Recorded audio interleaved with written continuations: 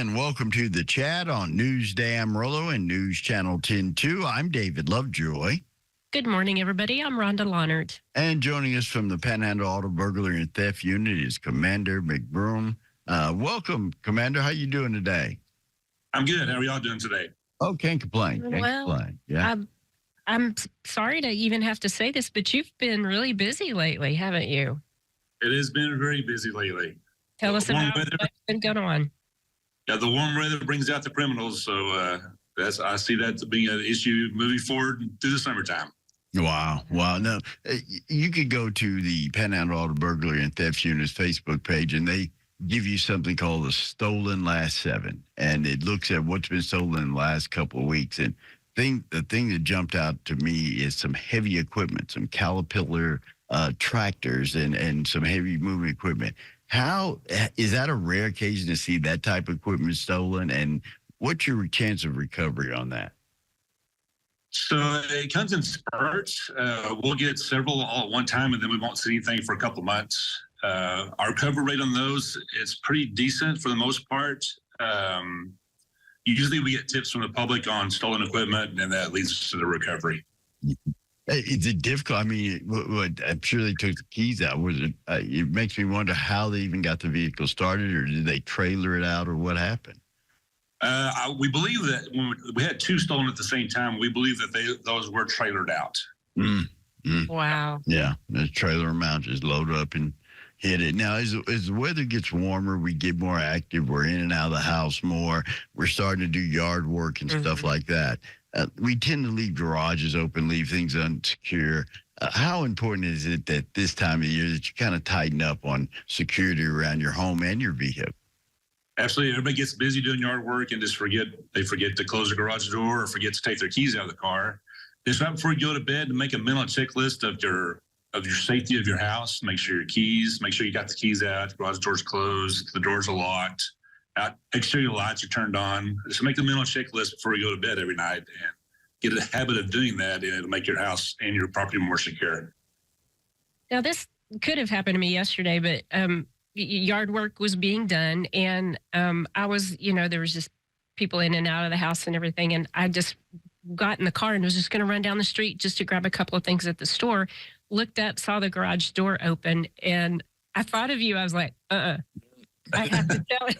Not going to be an example. No, I'm not going to be somebody he has to talk about. So I got out of the car, had to go through the house and, get all that secured. But it's kind of like starting your car and letting it warm up. You don't want to leave that garage door open. It's just that people can see what's there. They can come back at a later time.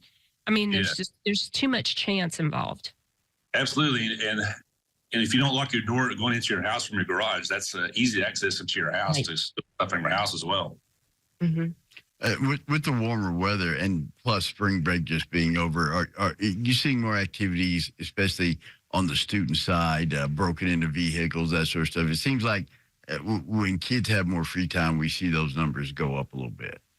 We do spring break, not necessarily, because a lot of people leave town during spring break, but during the summertime when school gets out, it definitely picks up on the auto burglary side from juveniles out breaking into cars, unfortunately. Yeah, and I'm sure the other thing that's picking up quite a lot is the ATVs and the off-road vehicles. Are you getting a lot of those stolen right now? We're getting a few, of course, with heavy equipment. We're getting those, and we're seeing lots of trailer thefts. We've had lots of trailer thefts over the last couple of weeks. Wow. And it's just so easy to steal trailer. You just have to back up. Not that bad. I look around my neighborhood, and I see trailers unsecured all the time, just, rolled up in the yard or something. And it just makes it too easy for them. You're giving them too easy of a chance to rob. Easy. Yeah. A few tips, Commander, especially with kids at that time of the year. They're putting their laptops in the back of their cars, leaving them there, forgetting them. A few tips on securing your possessions in your vehicle. So if at all possible, don't leave anything in your car that you can't do without. And if you have to leave stuff in your car, make sure it's covered up or put it in your trunk where nobody can see it. Because if it's not visible, the odds of you getting broken into are pretty slim. They're going to make if you make the target easy, that you're going to get broken into. But if you make the target hard, they're going to pass on yours to an easier target. Don't be a victim. Yeah. Just last week, we had a couple that was hit by some burglaries. They were here for the Country Peddler show and had a trailer. Does that fall under your jurisdiction, or does that go to burglary? We usually work those, the trailer thefts. Yeah. And we get those quite often when trade shows come to town. We'll maybe get a trailer stolen from a hotel that's loaded with merchandise. A lot of time that's a big ticket item for those people, and that's a hard hit for the business, and have to get over that. It's pretty difficult. Yeah, and it's pretty easy. Like I said, they can just scope you out and see what's going on, and boom, you come back to the hotel, and next thing you know, all your stuff is gone, all your gear is gone. We have a lot of those trade shows going on all year round, and then there's Christmas season when we're doing the craft shows and everything. So what are some things that somebody if they travel around and do these, how can they protect themselves from this kind of criminal activity? So the best way you can do that is, of course, parking the light if you can. Get good tongue locks for your trailers, for your vehicles. Just because your trailer's hooked up don't mean they can't unhook your trailer and steal it. We see that with U-Haul trailers all the time, where they just unhook it and take the trailer. So make sure you padlock those trailers onto your vehicles, and make sure you get locks for your receiver hitches as well, because I'll just pull a pin on the receiver hitch and pull the hitch out with the trailer and spill it that way. And also, if there's a pole or a wall or something that you can back that trailer into up against that to keep people from making entry to that trailer, that also pins that trailer between your vehicle and that wall, and they cannot steal your trailer. Yeah, there you go. Some quick, easy tips to keep you safe.